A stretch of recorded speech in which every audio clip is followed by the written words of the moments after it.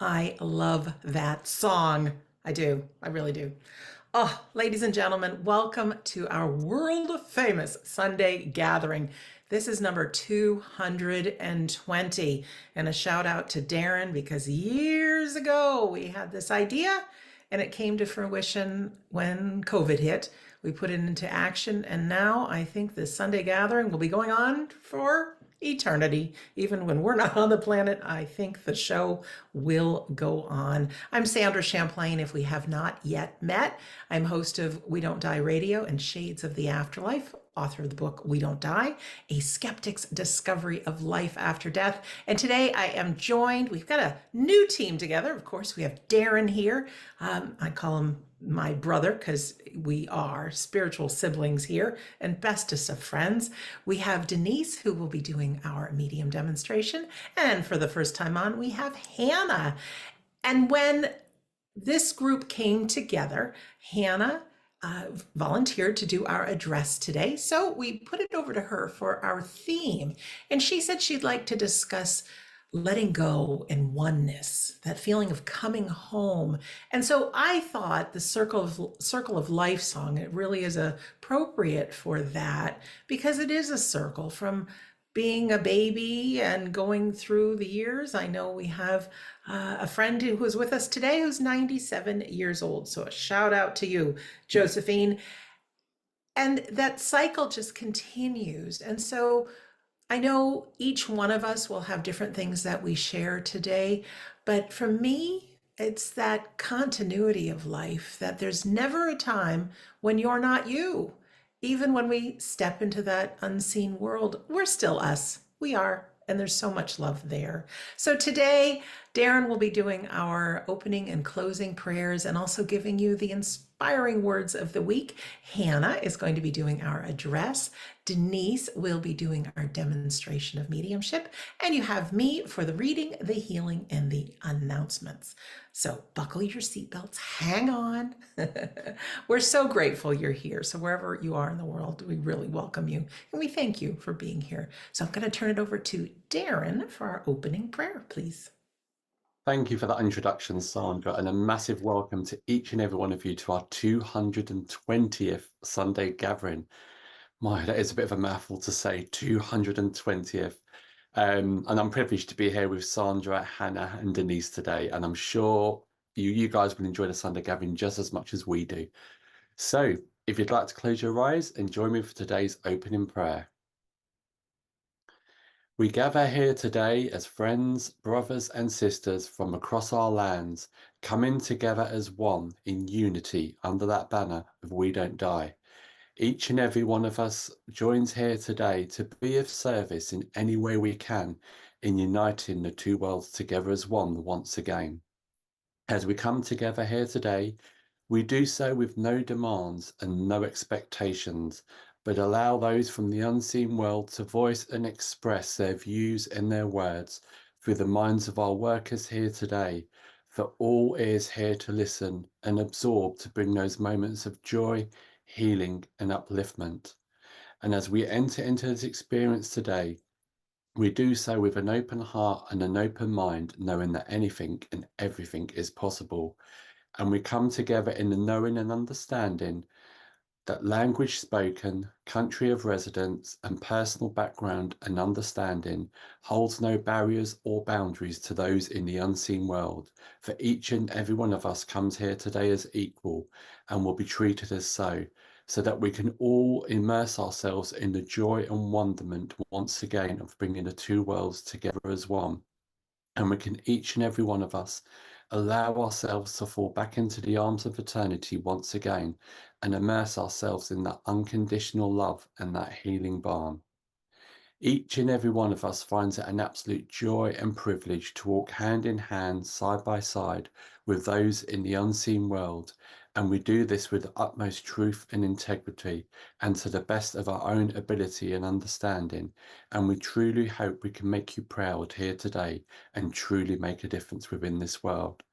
So as we open up this Sunday gathering, we do so full of joy, laughter and love in abundance so that we can truly create that perfect meeting ground in which the two worlds can come together once again. And we ask, as always, that healing light continues to shine to all four corners of our world, to bring that healing, that joy, that love to all those hearts and minds that may be in need on this day. So without further ado, my friends, we welcome you here today. Amen. Thank you so much, Darren, for your reading. I put this together myself. In my reading today, I'd like to share what it is like just before passing and just after. You know, one of the reasons I do all these Sunday gatherings, all the podcasts, is for all of us to be comfortable with the fact that one day we're going to depart this earth, but it will be okay. That we are never alone and we are supported every step of the way when our time comes to return home. It is often said that the experience is like falling asleep, but when you wake up, you're surrounded by all your loved ones, and there's no memory of pain that you may or may not have experienced. In fact, in times of pain, it is said that the soul can leave the body before the body's physical death. I know many of us have loved ones who have suffered greatly towards the end of their lives, and that thought personally brings me a lot of comfort. I'd like to share with you some visitations by people who greet us before we pass. Hospice physician Dr. Christopher Kerr, author of the book Death is But a Dream, documented 1,700 people and found that these dreams before death occur just as real to the people that experience them as the people that they are seeing on a day-to-day basis. Here are some stories told by loved ones. My sister passed from breast cancer. She fought so hard and didn't understand it was the end, even 2 days before she died. The night before, I was sitting on the chair at the foot of her bed when suddenly she opened her eyes, smiled, and looked so happy. She said our dad was sitting in the chair, and so she felt peaceful and happy that he was with her. Dad had died 5 years before. I knew then and there that there was so much more to our lives than here on earth. Here's another story. When my sweet mom was nearing death, I visited her in hospice. Early one morning, she said, "Oh, Richard, I have been everywhere and I've seen everyone. I even saw Edgar." Edgar was her little dog who had recently passed away, leaving her very sad. Luckily, I was able to bring Edgar to visit her a few days before he passed. But now I know they're together. Another story. My wife passed away 2 years ago. 1 week before, she told me that her mom and our 2 dogs, who are all deceased, were sitting on a bench at the foot of her bed, just looking at her. My wife asked her mom, "What are you doing here?" She thought it was funny that all she said to her was to tell Mike, that's me, not to worry, that we'll take good care of you.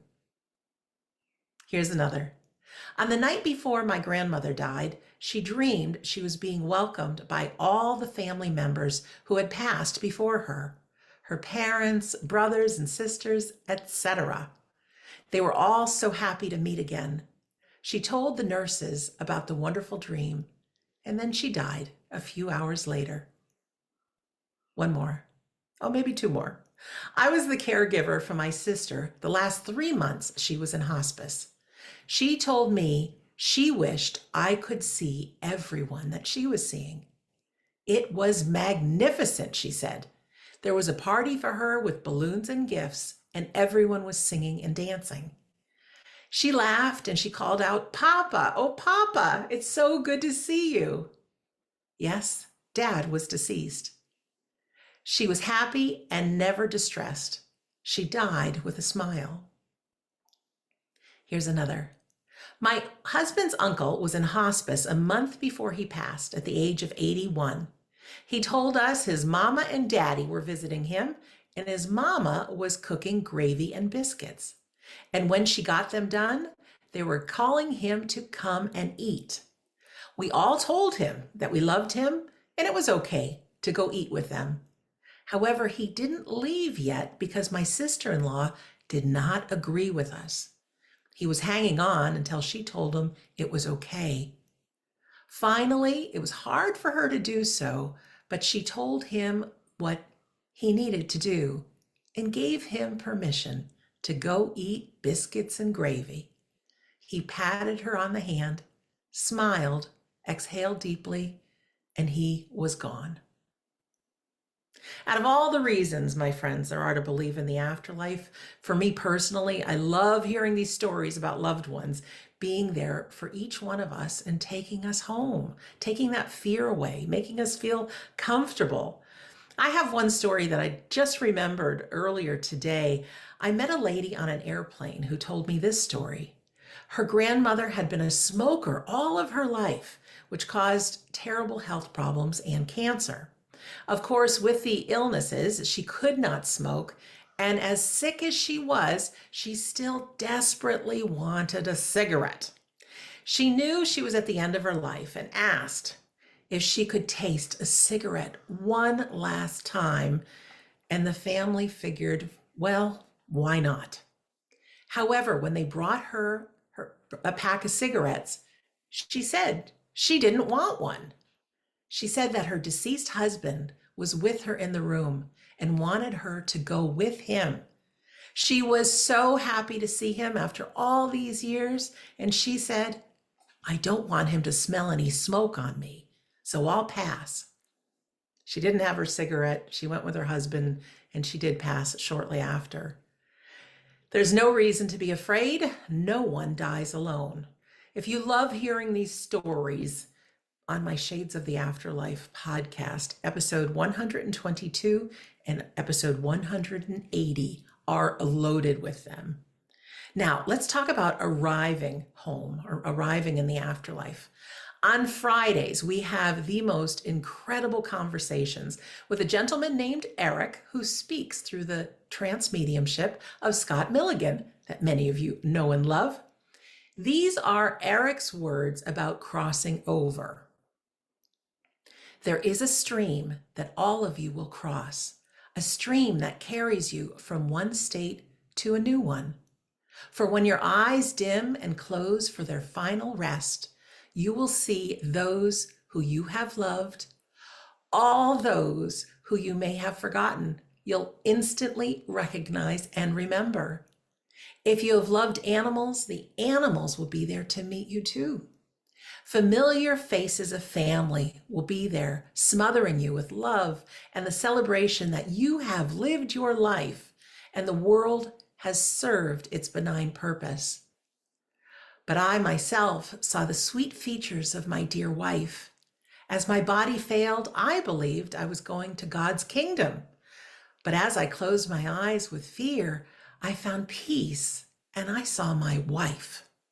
Beckoning me into her arms, it was the strongest embrace that I have ever felt.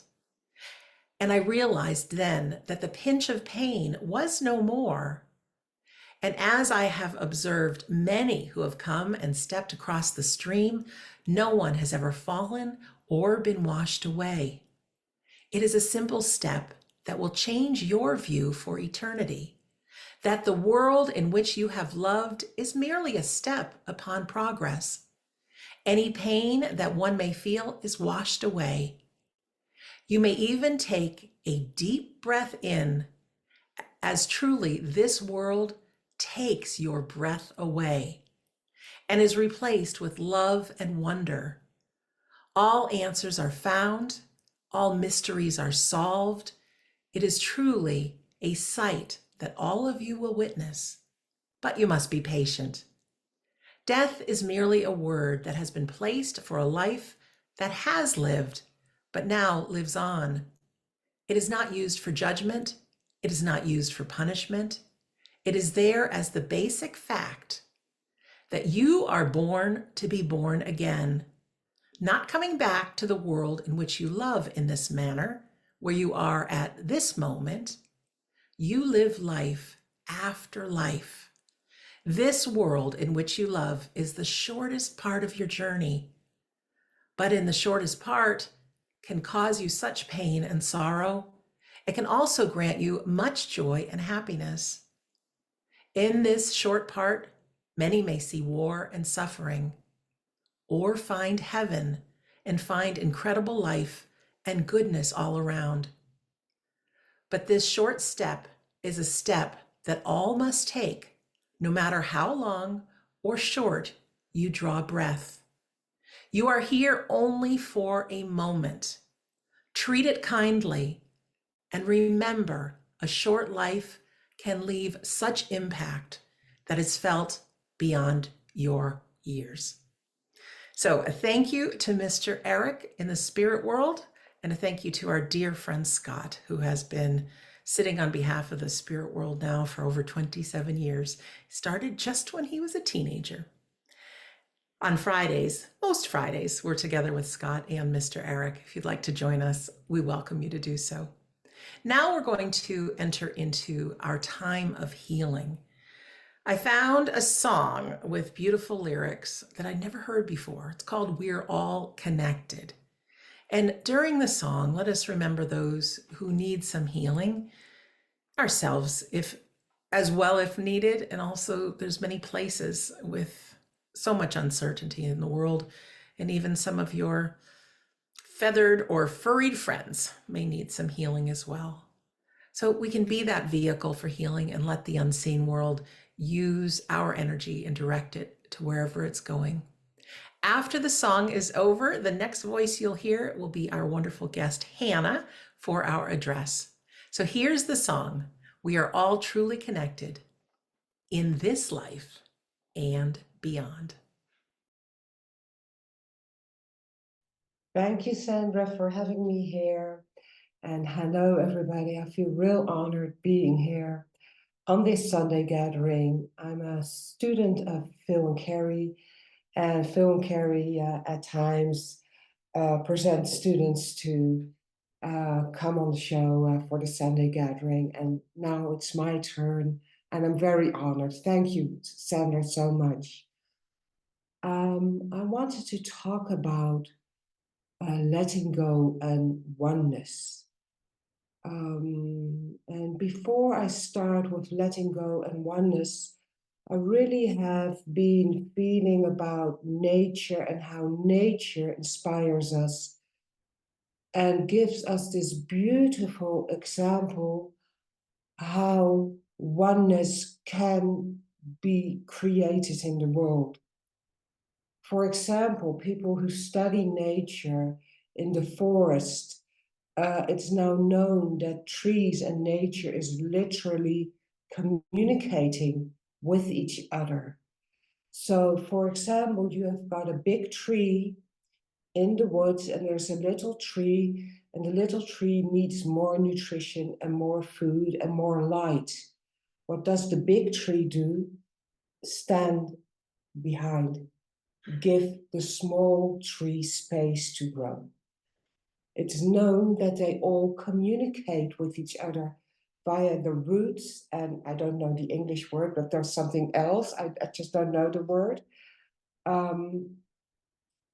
With each other, and not only through the roots they communicate with each other, but when there are, for example, little animals like insects, and they come with dangerous, for them, dangerous things that can damage the trees. They have make a stress cells, and the cells go via the leaves, and the wind takes it, and this is a warning to all the other trees. So they make a specific nutrition, so they are protected to that. Well, only this example. How would our world look like if we treated each other, humans, like these trees? You know, stepping aside for somebody else who needs space. Isn't that beautiful? So if nature can do that, it is possible. The idea is manifested. We could do that too. It must be in us too. Something else, when you look at the stars in the evening,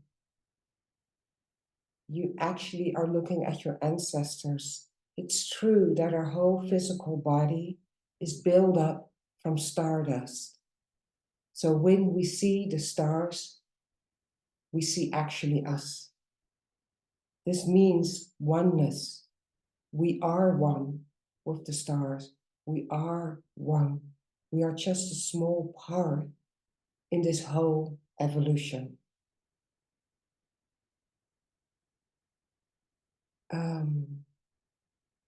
What's interesting too, the comparison with nature and with trees.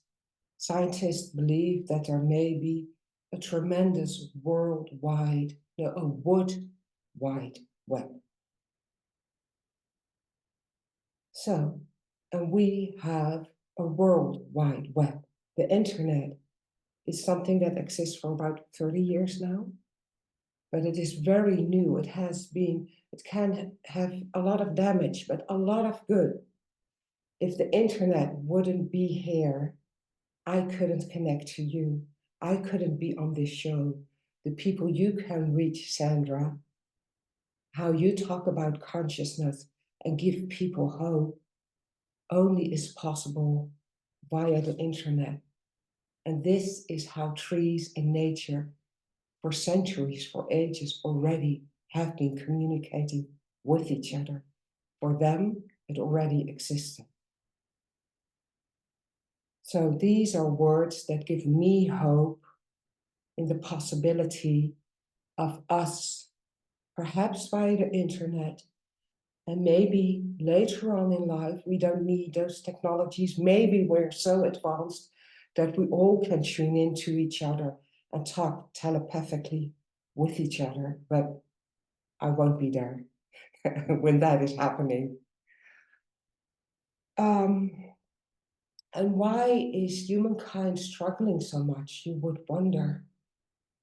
There are so many beautiful things, but when we look at the world, sometimes there are real struggles. There is good in it, and there is bad in it.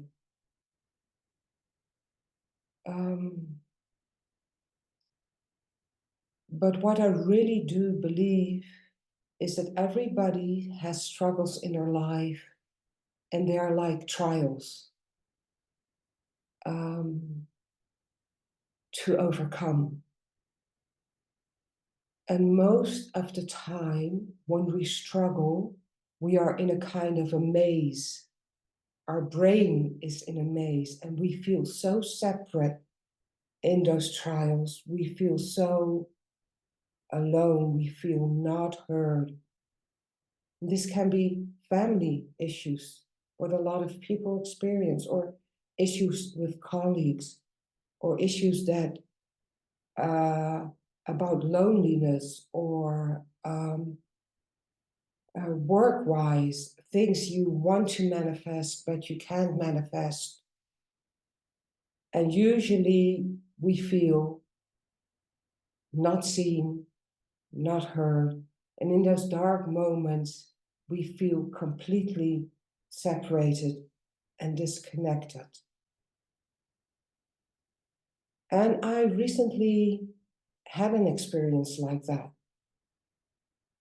And it had to do with siblings. And at that moment, I was, how could they do that?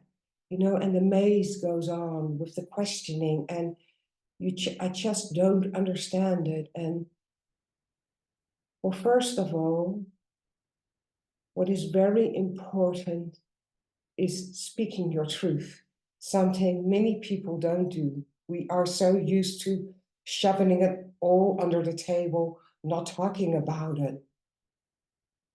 But I do believe that when the moment is there, your soul will tell you, your inner knowing will tell you when you speak out and speak your truth.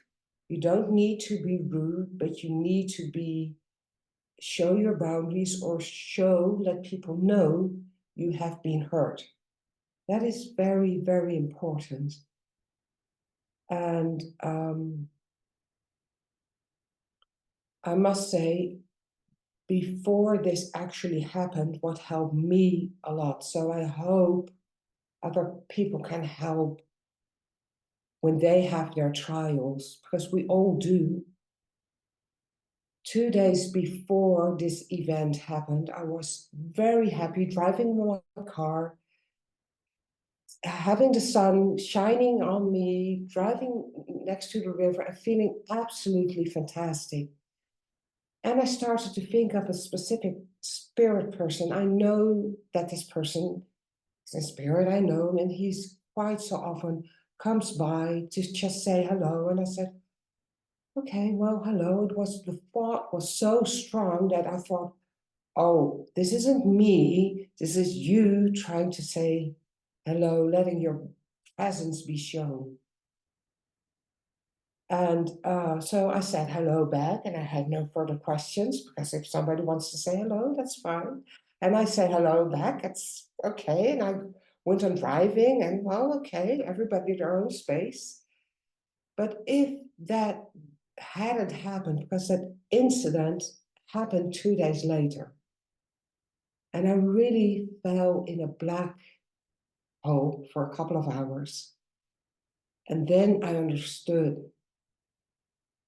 2 days before, the spirit person, of course, knew it was already going to happen. And it was to secure me to say, hello, when that is happening, you are not alone. We are with you. You are known. You are seen and you are safe. And that made such a profound experience, was a profound experience for me. In that moment, I felt oneness. I really felt oneness. And I felt blessed having this experience. To be quite honest, a couple of weeks later, there was still a part of me in my brain, in my mind, that went back to that situation. And I thought, why isn't it I can't let go? And I felt myself left and right and going in this beautiful energy of the spirit world and feeling so happy and so safe. And then those thoughts came, and I was in this tremendous dark place again. And I said, I don't wish this suffering. I don't want this anymore, please. And I went to my mother, who is in the spirit world. I sent out the message, Mom, because it's a family situation, and you know about our family, and you know about the situation, could you please just help me let go so I can free myself of this? And a couple of days later, I went on the internet and I saw something about forgiveness. And you know, forgiveness, personally, I thought always was kind of difficult, or forgiveness, forgiving somebody else. Why should I forgive somebody else? Or how can people forgive for people who have survived the Second World War before, but they still forgive the people who did wrong to them? And should I forgive family members? Isn't that perhaps arrogant? Like, I know better. I am better than you. You are less aware than me, so I forgive you. I really couldn't do that. So, but I came on the internet and I saw a part about forgiveness. And maybe for those who are struggling and who are hearing this, a tremendous tip is, you don't have to forgive the person, but forgive yourself, that you have invested so much time and energy in all those dark thoughts and the maze, coming back and coming back. so that you have been attaching to this, say, lower energy that keeps you down. And there can be a choice for yourself. It can be a conscious choice in letting go and choosing for what this spirit person tried to teach me when it came 2 days before the incident happened. You are known, you are seen, you are seen, you are known. And I believe that challenges like these are necessary as well. It isn't just bad luck that this happened to me. Perhaps it was needed. I know it was needed because we grow from these situations. We soften. We become more compassionate. When I look at myself, how I've been 20 years ago, I perhaps was a tough cookie. I had this whole wall around me, and underneath there was a very sensitive being. There always has been, but I had a tremendous wall of protection. And these trials are important because all that we don't want to know, what has been so painful, most of the time in our childhood, we shovel down to our unconsciousness. And then these trials happen, but the only thing that happens is the seed, what is grown underneath in the subconscious, suddenly is coming to the surface. Like a metaphor. In the Netherlands, it's the weather change is here too. So we have got a couple of summers of complete heat, very hot summers.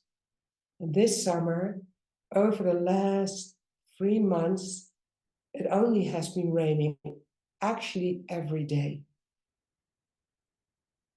So what happens when it rains? Plants or seeds that are in the soil, when a little bit rains, they don't come up.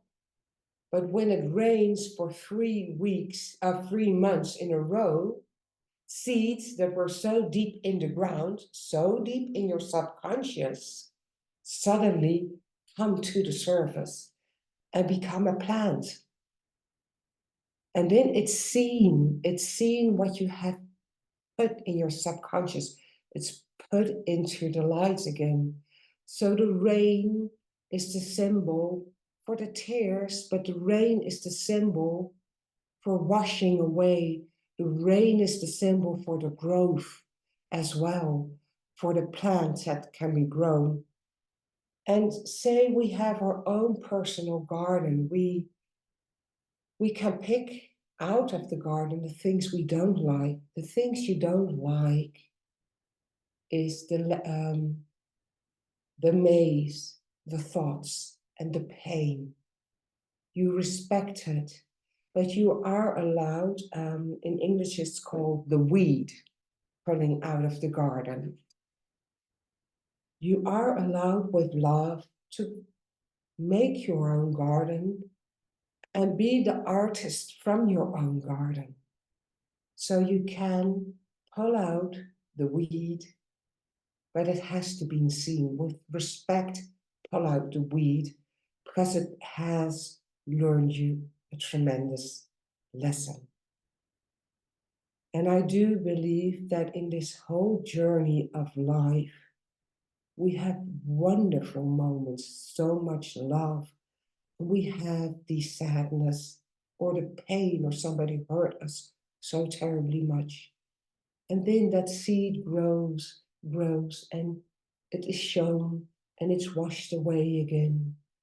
And I do believe that that is a circle of life and a circle of even the galaxy is changing. everything is changing and evolving, and it's a part of life. Um, and these evenings are so important in sharing these stories with each other, feeling the compassion for the other people, and understanding ourselves in this whole process, and being more kind. Everybody be more kind to yourself, because my mind, oh, I had been so strict with myself, really incredible. And I hope my path goes on in experiencing more trials and more compassion, because it's really worth it. So, thank you. Hannah, thank you so much. Ladies and gentlemen, this is Hannah's first time here. To show her some love, press that raise hand button. That is our way of giving you a standing ovation, Hannah. I know it's not easy. I know you're filled with nerves. This is your first time, but I know for myself, your words really made a difference. And I know from the hands raised, they did with others as well. So thank you. You can come back anytime. Thank you. You're welcome. Ladies and gentlemen, now we will move on to our demonstration of mediumship. This is also a special time of our Sunday gathering for you to know, for all of us to know just how close our loved ones are. And today, of course, you'll see Denise, Darren, Hannah, and myself being the representatives for everybody in our community. We've got over 100 people with us today. We'll have a few people from the spirit world on behalf of all of our loved ones. So even if your loved one doesn't come through, it doesn't matter. Pull the messages towards you. They'll make a difference. And please know that your loved ones are standing side by side with those communicators. But the magic of being in the spirit world is they can multitask. So they can be right by your side right now as well. And they don't just come on a Sunday gathering. Like Hannah said, they can come anytime. Those thoughts that seem to come out of nowhere, or memories or feelings, that's just little calling cards from them saying, we're right here with you. They love us. They know how hard it is to walk here on planet Earth. And so you're never alone. You may think you are, but you're not. So we have the wonderful Denise back here with us. We don't see Denise much, but it's always a special occasion when we see her. Let you know a little bit about this. Denise is a very well-trained medium. She's got her heart in the right place, not only for wonderful what did I want to say, reunions, but also to give the people in the spirit world an opportunity to say what they need to say. Sometimes there are even apologies that come through. You know, they love us, and to be able to have a voice again through a medium, there's nothing quite like it. So we're really grateful to Denise and our other volunteers that come on our Sunday gathering. When Denise starts to work, she'll invite those in the unseen world to work with her. They've got it handled. Who's going to speak? We can all pray that our loved ones come through, but it's in their hands from this point forward. They will plant images in Denise's mind, thoughts, memories. They'll use her own memory bank of adventures she's been on in life, and maybe paint a picture in her mind so she knows who she's working with. They can use our thoughts, our feelings, our sense of smell and taste and songs. They are unique, just as each one of us are unique. So when you see Denise work, she'll give you a few initial bits of information about the person who has connected with her. And we are still people. We're no balls of energy. We are real people. We are still us, as we've been talking about earlier. When she gives those few initial bits of information, if you can recognize all the pieces and say, that's my person, we want you to press your raise hand button. Now, I know you just pressed your raise hand button, but you can always feel free to do it again. See it go from raise hand to lower hand, raise hand to lower hand. When I say it's your person, the one thing in common that these communicators all have is they no longer walk this earth. Okay, so if somebody sounds familiar, like somebody who's alive, don't raise your hand. These people have all passed. They can be loved ones, they can be friends, they can be people you worked with. Sometimes it's a little distant. It might be somebody in your community working through you to get a message to someone else. They work in very unique ways sometimes. But if you're someone who works with Denise, I am going to press a button on my side. You'll get a little pop up on your screen. An unmute button will appear where you can press it. And then we just need to hear your voice, if possible. Of course, there are times that technology goes wrong, but let's set positive intentions that everything works smoothly today. And all we need from your voice is a loud, clear yes, no, or I don't know to the information that she gives. All mediums have big shoulders. Don't feel like you need to give them any information.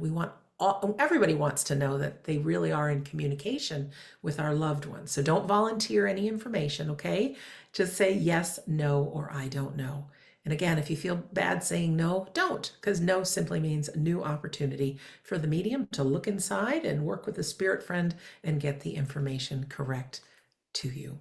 All right, so that's how that works. I don't think there's anything else, but we always love to hear a feel-good piece of music before our medium demonstration. For me, I imagine the room that I'm in packed, filled with my loved ones, singing away or dancing, and it just makes me feel good. Raises the energy a bit, and yeah, energy is good because we're all connected, right? Right. This song might bring a smile to your face. It's from Jackie Wilson. It's called Higher and Higher. It came back in the old days when MTV just first started coming out and music videos weren't what they are today. So it brought a little chuckle to my face when I saw it. So I am going to play that song now. And then when we come back, we'll be here with Denise.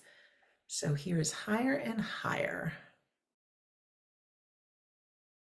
That was a blast from the past, but it made me happy. So I hope you enjoyed that. Hi, Denise. Welcome back.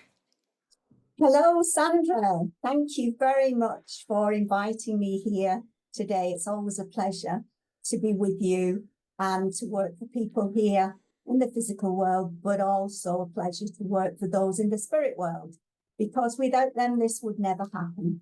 So it's all about that reconnection, as you spoke about, and Hannah spoke about the oneness, the reconnection. Sandra, you spoke about people passing to the spirit world earlier tonight and coming home, which is what we do when we pass to the spirit world. But it's more than that physical coming home, a place that we all belong. It's an emotional and mental reconnection with those that we love. So speaking of that reconnection, I want to reconnect. I want to bring your loved ones here this evening, and let's spend this time reconnecting with those we love in the spirit world. So as I take my mind to the spirit world, I'm very much aware of a man. I feel this man is a husband to someone listening and watching tonight. And I also feel he was a man that loved to spend time in nature. I almost get a sense that he may have had an occupation that involved him being in nature, because I'm aware that he would have felled trees at some stage in his life. He had the knowledge of how to do that. So I'm going to put that out there, Sandra. Does anybody recognise a husband who loved nature, spent a lot of time in nature, but who had the knowledge to fell trees? To what with trees? Fell trees, knock trees down. Knock trees down. Okay. Trees, Use different words here in America. It. All right, within the tree business, knocking them down. All right, friends, who understands this information? Go ahead and press your raise hand button, please.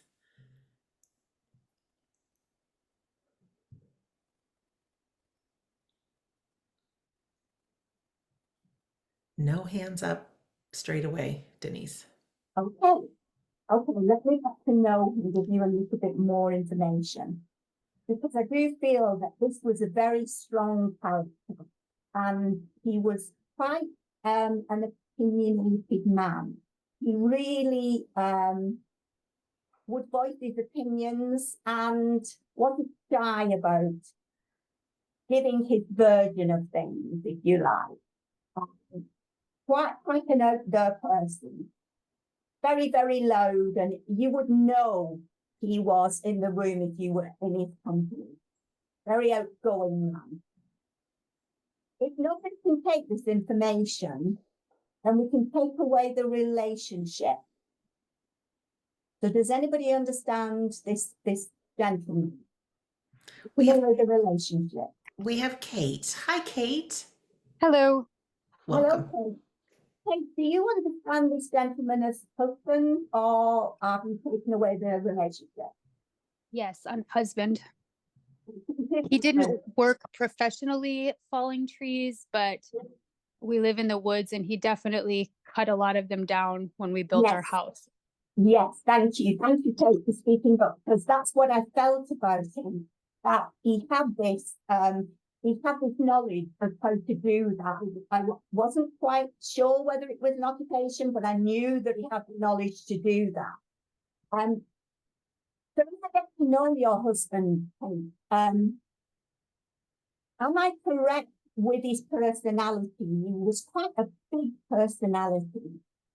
Yes. Yeah. And I'm also aware that people in his company would sometimes shy away from him a little bit because he was very forthright in his opinions. Yeah, I could take that. Okay. But I know with him too,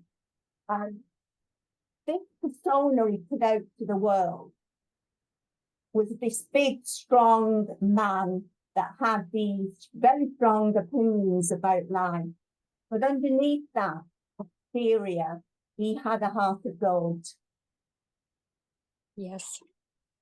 And in particular, obviously with you and your family, but there was this sensitivity with him, I feel. Correct. And I know behind closed doors, I know that there was times when you saw that sensitivity, and I almost feel like it's a vulnerable side of him, but only you will have seen that side to him. Sure. Yes, I can take that. Okay. Because as I say that, Kate, I'm feeling that your husband has had some sadness in his life when he was here in the physical world. I'm feeling that he had quite a big loss, somebody to the spirit world that really Yes. affected him. Yes, thank you. And I do know this had a massive impact. And I want to say also, as I feel into that, I would go as far as to say this changed a lot of his ideas about life. Would you agree? Yes. Yes. And I know your husband was not a religious man initially, but I want to say that his ideas and his thoughts about, shall we say, the afterlife, he almost not became religious, but he had those thoughts and thought more deeply about those aspects of life.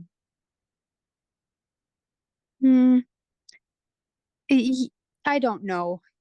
Okay. Perhaps. Okay. I just feel there was a change in the way that he viewed the world. Yes, I could take that. Yeah, I can take that. Yeah. Okay. Forgive me for not interpreting that exactly right, but I do feel that sense of change with him.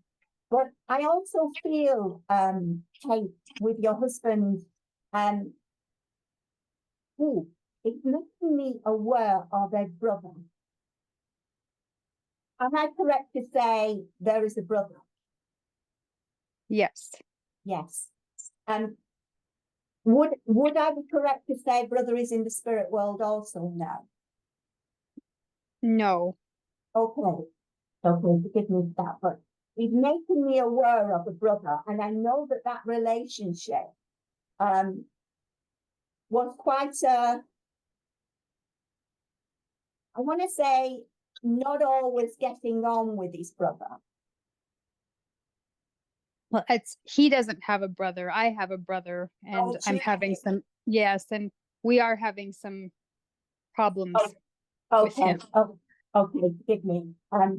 Yes, okay, so it's your brother that he's making me aware of. Okay, and I know that things have been a little bit strange, really, and a little bit strained in the relationship. That's what he's making me aware of. So I'm correct to say that. Would you agree? Yes, absolutely. Yes. Okay. And also, Kate, I know that your husband was very forthright and would air his views and speak his mind. He's given Yes. me a sense that that's not you. You would not do that. You're totally opposite to Sometimes. that. Okay. But what I'm feeling that is impressing upon me to say, Kate, is that it's not always the right thing to speak and say your mind. Sometimes keeping those thoughts to yourself are the better option, if you like. But I just want to say that here I'm giving that support to you because I'm feeling that that's what you need at this moment in time. It's that support and having someone with you to help you get through this. I want to say just the sticky patch concerning family at this moment in time. Does that make any sense to you? That's lovely. Oh, I was going to say it's okay to say no, Kate, if that's not right. Could you say that last bit again, please? I was just going to say it's okay to say no if that's not right, if I haven't got that right. But you understand that? I do. Yep, I can take that. You can take that, okay. But please know, Kate, that he's the strong man you had by your side in the physical world is still that strong man you have by your side, even though he's transitioned to the spirit world. And that's what he's bringing today, that support and standing by your side. So thank you very much, Kate, for allowing me to bring your husband here today. I appreciate that very much. Thank you. Thank you so much, Kate. And Denise, your sound sounds a bit muffled, and I don't think you can do anything from your side, but if people need you to repeat something, that is why. And also for our friends listening, just do the best you can. You can put on the caption, just click on the caption, and maybe if you sit a little closer. I think it's just Zoom and technology, Denise, but we will carry on. Thank you. Okay, I'll cut closer to the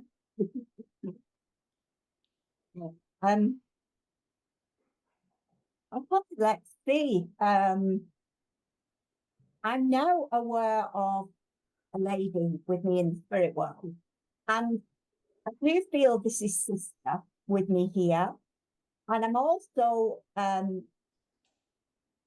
feel sister is quite a gregarious type of person. She's very, very fun to be with.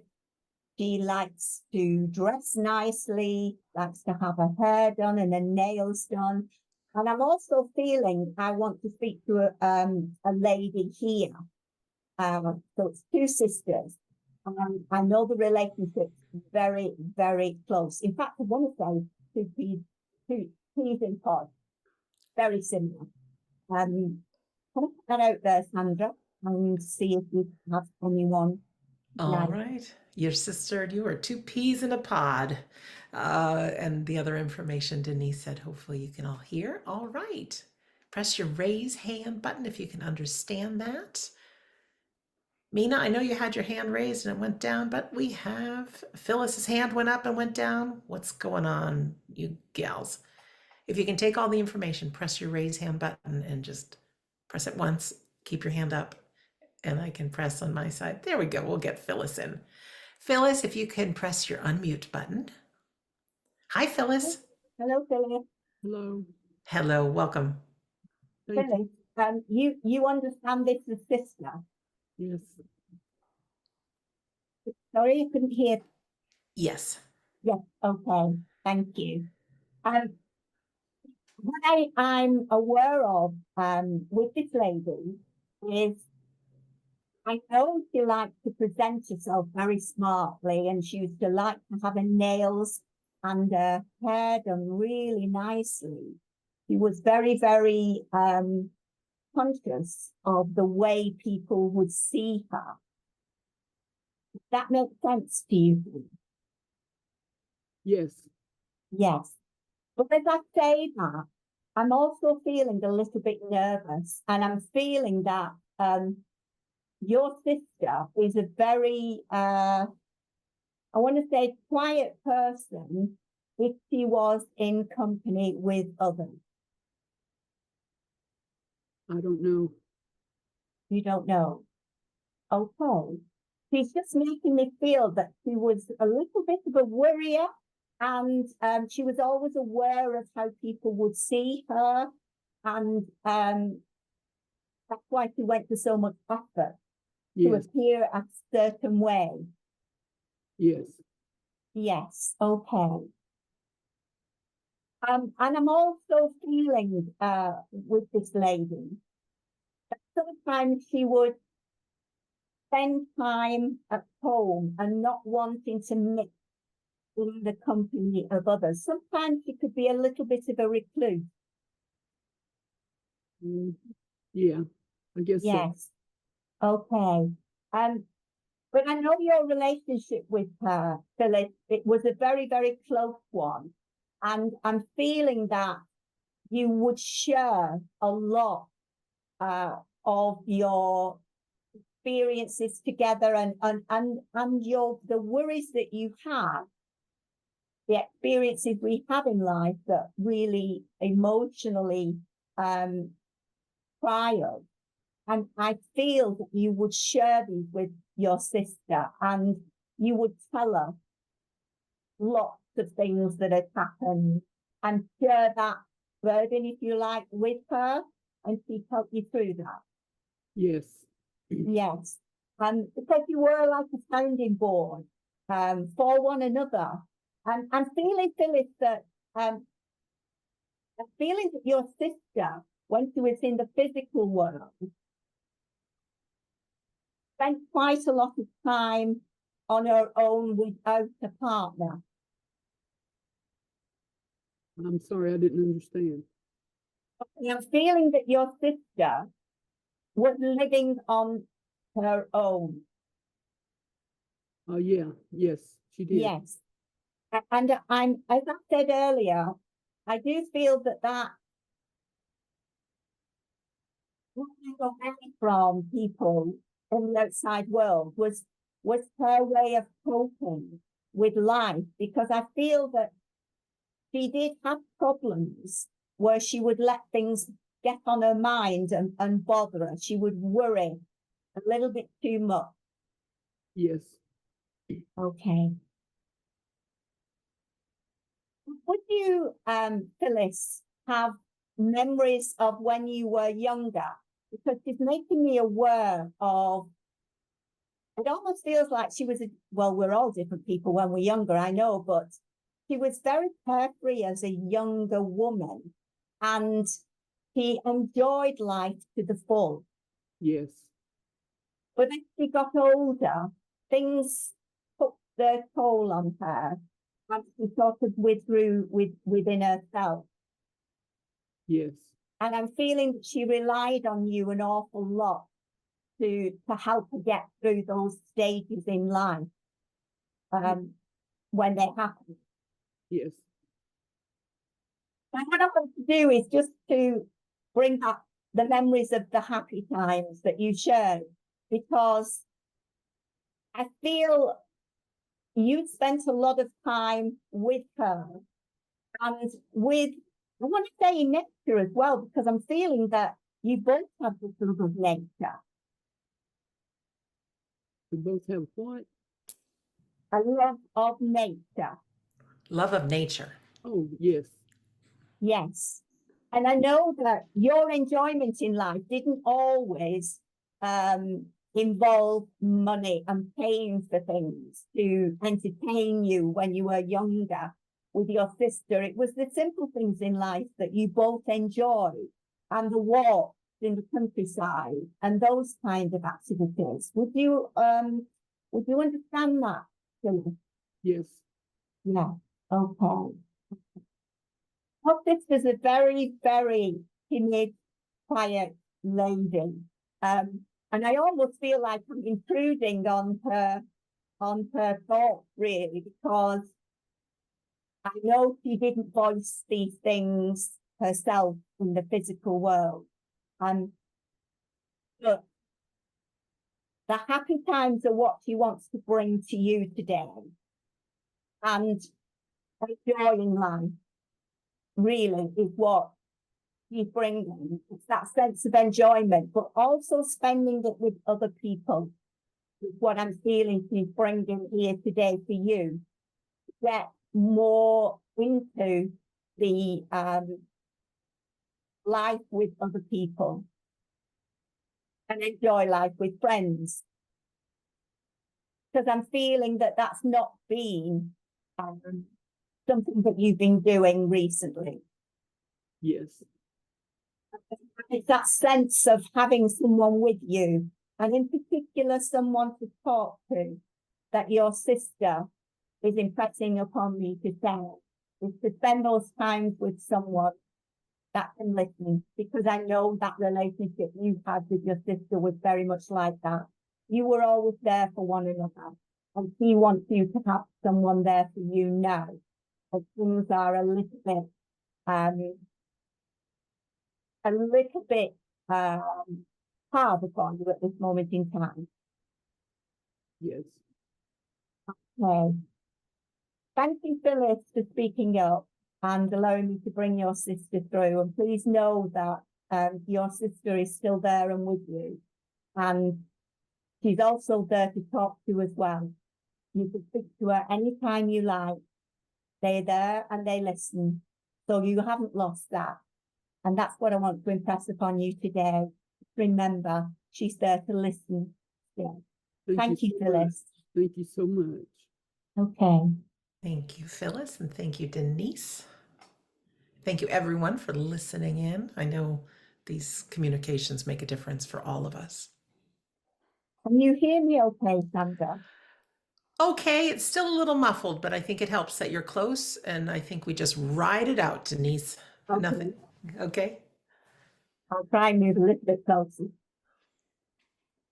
So as I continue with the spirit world, and still family, I do feel I still have family here with me today. And I have a gentleman here. Now, the relationship I'm not quite so sure about at this moment in time, so maybe that'll come in a second or two. But I know this gentleman loved motorbikes, and I know he had the knowledge of how to fix motorbikes as well as ride them. And he was a little bit of an, we call them Hell's Angels here in England. I don't know what we call them in other countries, but that's like a group of people that have the thing in common of riding motorbikes. So anybody recognize this information? So you did say it's a family member, right? Yeah. Just don't know who. Okay. Motorbikes, motorcycles. Oh, who can understand this gentleman? Love of motorcycles. And I love how you said Hell's Angels. That's what we call them here in the United States, too. We have both Stacy and Amelia with their hands raised. Stacy and Amelia. Okay, do you understand? You understand this as a family member, both of you? Let me see if we can get their voices for you. Let's start with Stacy. Stacy, you understand this as a family member? I do. It would be a cousin. Oh, not supposed to Oh, say. sorry. That's all right. Not in my work, Stacey. Yeah. Yes. Sorry. Amelia, let's say hi to Amelia. Amelia, do you understand this is a family member? Amelia, are you there? Yes. Okay, yes. Okay. Okay, thank you. Okay, let's know him then. Yes. Because I really feel this was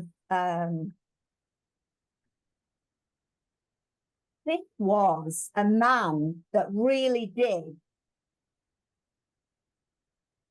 experience a lot in his life. I feel that he took risks, and I feel that he really had no qualms in experiencing things that we probably, the normal person, wouldn't try.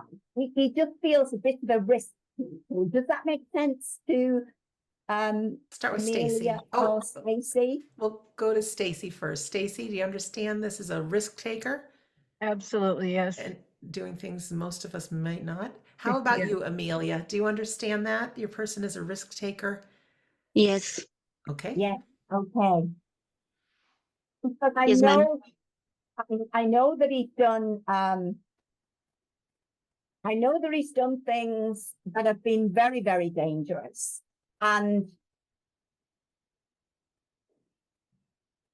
I know he's worried family members about the tricks he used to get up to, but it didn't have any effect on him whatsoever. He would not change his ways for anyone. And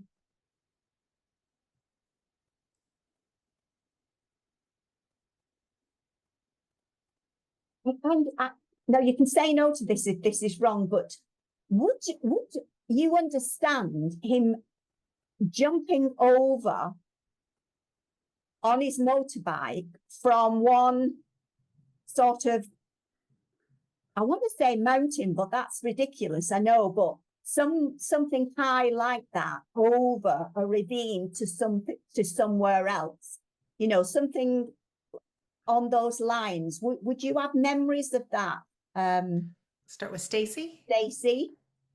Know that. You don't know that. Okay. Okay. Amelia, do you know that he did some kind of a jump over? I don't know. Okay. Okay. Thank you. Okay, let me get to know him then in his personality, because yes, he's very much out there, and I almost feel like he likes to show off and show that he's this kind of big, strong man. Stacy? Yes. Stacey? I do Yes. understand that. Yes. Amelia? Yes. Yes. Okay.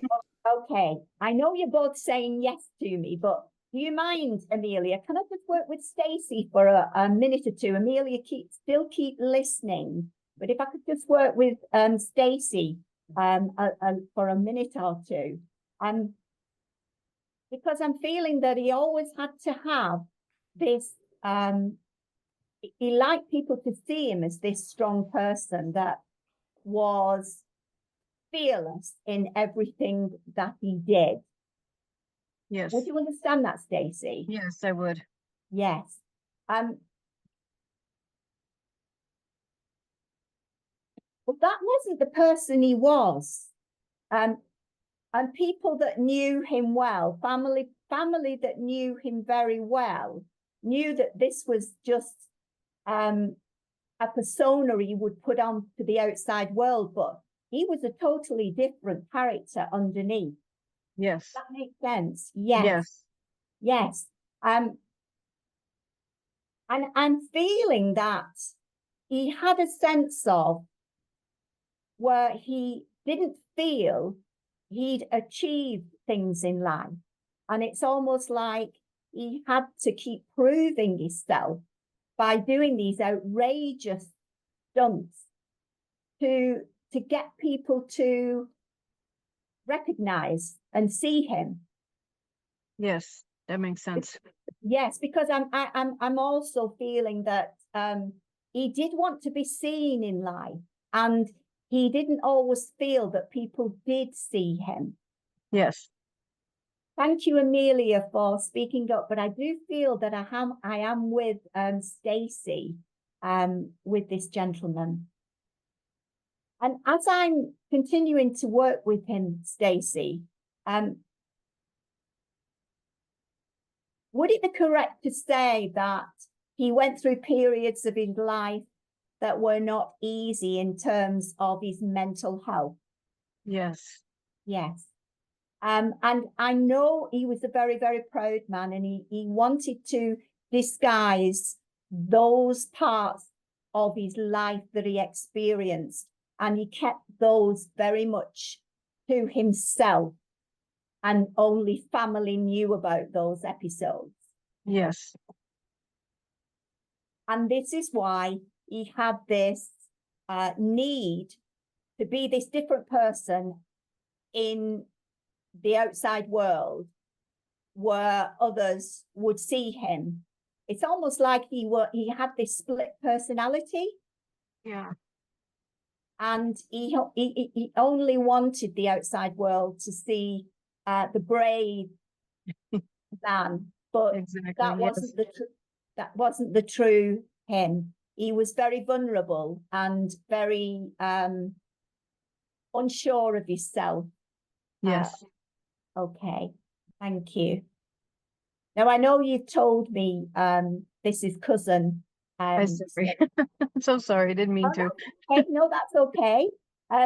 But I was just going to talk about the family, because I know the family were very, very much aware of him, and I know it caused quite a worry for family members because of the things he used to do, which were dangerous. Yes. Dangerous things. Would you also understand with him, there would have been guns with him? Yes. Yeah. And I know with him, as I said earlier, I know he would have experienced and took part in lots of dangerous things, but none of these things he was trained for. There was no education, I want to say, within these aspects of his life, if you understand that. That's correct. Yes. Yes, but that didn't stop him anyway. He would embark on these mad ideas that he had, Yes. and that would cause the worry, obviously, for the family. But the excitement of it for him made him tick, if you like. Yes. And then that's the part of life that he enjoyed very much, because he was seen and he was heard. Yes. And it was something that he felt part of the human race, if you like, because I know the periods of time that he had were a little bit harder for him behind closed doors. Yes.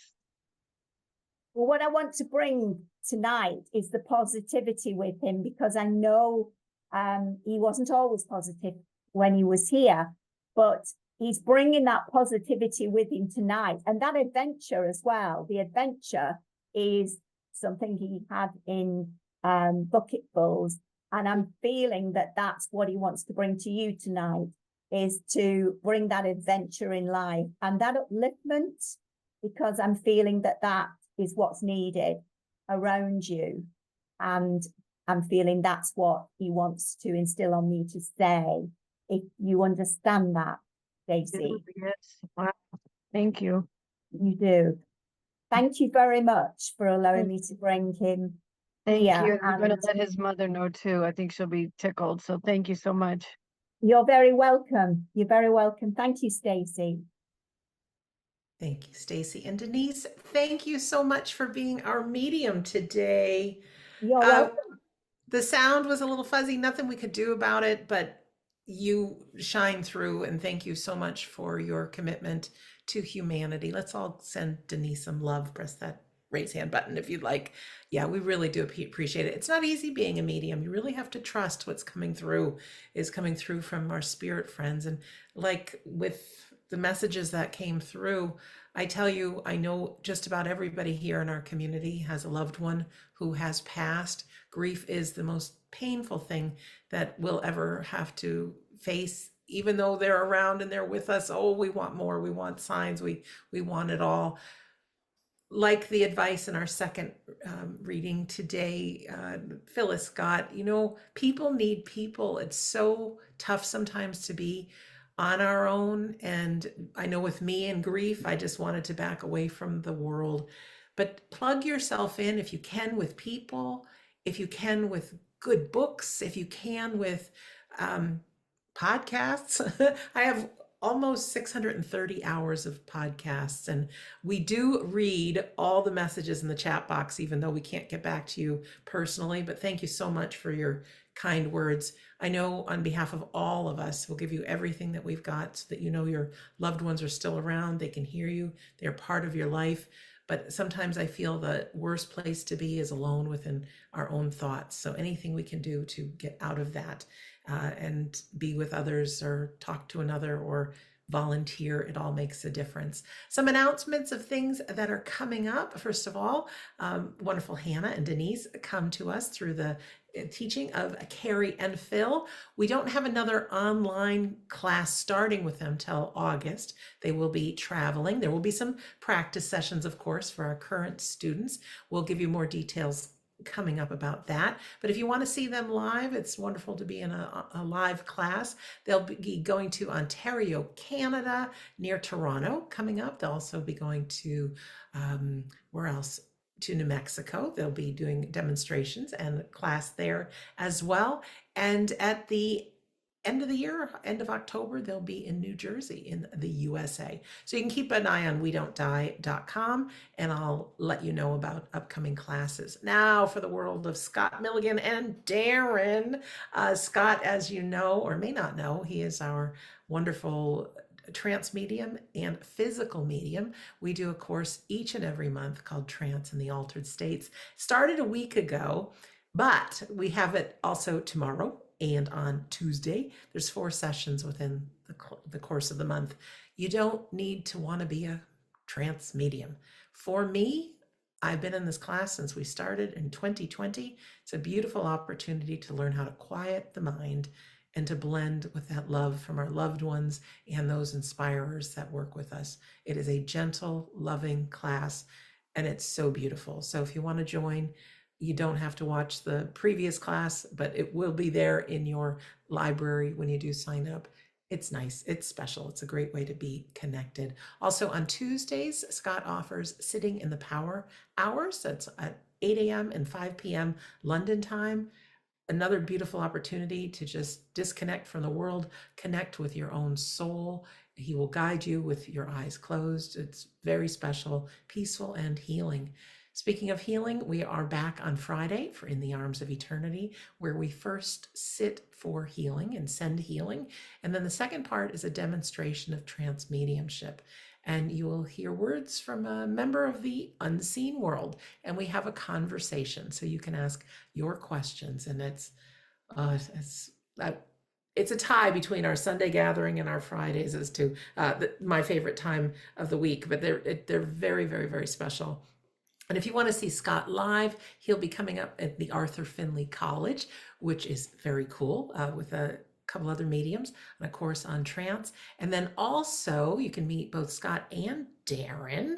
How fun is that? In the summer in Brighton, England. And also in the end of the month, November, they'll be in Barlow in the Netherlands. The easiest place to find out about everybody's travels, just go to the wedon'tdie.com page. You can click on the Phil and Carrie page. You can click on Scott Milligan page. You can click on the store page, register for next week if you like. But it's all there, wedon'tdie.com. Also, my latest 2 podcast episodes, well, all podcast episodes are there, and I know you will enjoy them. That's it for announcements. Just a shout out to our dearest friends who have donated to make our Sunday gathering possible for you. Those of you who have financially contributed, we never beg, but we appreciate it and it makes it available for everyone. If you wish to donate, just go to wedon'tdie.com, click on the Sunday Gathering page, and you'll find that there. So I have said more than enough. I'm going to turn it over to Darren for some words for the week. Thank you, Sandra. And thank you, Sandra, Hannah, and Denise. It's been an honor and a privilege to work with you guys. And thank you to you guys for joining us week in and week out.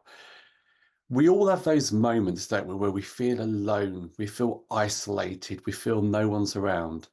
But from hearing from these three ladies today, Sandra, Hannah, and Denise, I'm sure you'll agree, the one thing they've kind of got through to us all, I think, or for me in particular this week, you are never alone. Never. And I'm sure these three ladies have spoken about it throughout this evening. And I'm personally more reassured than ever that you are never alone. You know, and when you do have those moments that you are alone, we spoke about nature quite a lot. You know, why don't we go for a walk in nature? You've got all the wonderments, you know, wherever you live within the world, but you've got all the animals you can feed. You know, take some food with you, feed the animals. You won't feel alone. We have the animal kingdom all around us. You know, we all have, pretty much all of us have animals of some sort, you know, even if they're in the wild. You know, how wonderful it is to have them cuddling up to you or coming up to you for food or whatever it may be. It makes you feel wanted. It makes you feel needed. So it reassures you that you are never alone. And as Hannah spoke about, we have the World Wide Web now. How amazing is that? We're all connected. There's no excuses, no reasons. And what a wonderful thing the World Wide Web is. You know, we can all speak like we are now. We can be part of something. And there's so many wonderful groups out there as well as individuals. We've got We Don't Die, Shades of the Afterlife, many, many others. So if you are ever feeling alone or isolated, get on the World Wide Web, speak with people, you know, join communities and groups like this. So I want you to change the wording. Rather than use the word we, use the word I. So when you feel alone, rather than, you know, someone coming up to you and saying, we are not alone, I want you to say, I am not alone. Because there's nothing more truthful than that. I am not alone. There's so much around me, friends, family, you guys, the animal kingdom, nature. There's no excuse. So when you are feeling down and feeling those moments, just look into a mirror and just say, I am not alone. And remember, you never are. And also, I almost forgot one important thing as well. Yeah, I've mentioned the World Wide Web, animals, nature, friends, the spirit world. How can we forget the spirit world? They will never leave you. They're always by your side 100% of the time. Whether you can feel it or whether you can't, whether you can hear them, or whether you can't, just have the faith and the trust. And I'm sure these three ladies, they've convinced me tonight. You know, you've heard the demonstration, you've heard the words. Spirit is around us 100% of the time. So absolutely 100%, you were never, ever alone.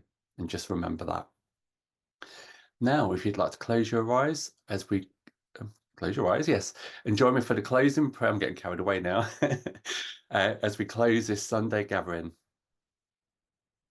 We'd like to thank our friends, brothers and sisters from across our lands for coming together here today, uniting together as one.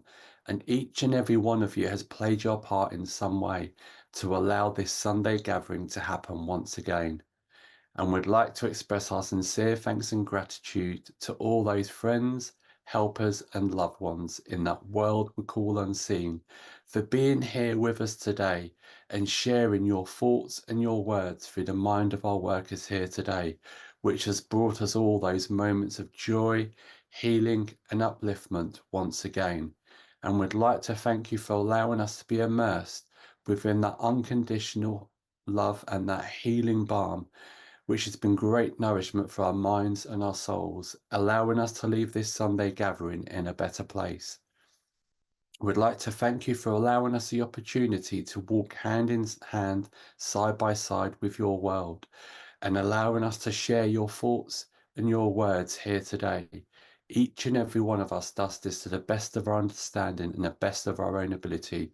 And we truly hope we've made you proud here today and truly made a difference to all of mankind. So as we bring this Sunday gathering to a close and allow the sun to set on this day, we go forward to a new day and a new week, continuing our own journeys of life and creating our own pathways, continuing to learn, continuing to grow, and continuing to develop, and continuing to understand. And we can do this in the safety and knowledge to know that you continually walk by our hand, side by side, holding hands, and you're continually there to help guide us and inspire us to truly be the best individual that we can be. And we can go forward in our truth and knowing that love and life are both eternal. And we ask once again that that healing light continues to shine to all four corners of our world, bringing that same love, that joy, and that heartfelt warmness to each and every individual that may be in need on this day and this week going forth. And until we meet again, my friends, Amen. Thank you so much, Darren and Denise and Hannah. Just lovely being with you all. And to our friends watching it now or watching the replay, thank you for being part of this.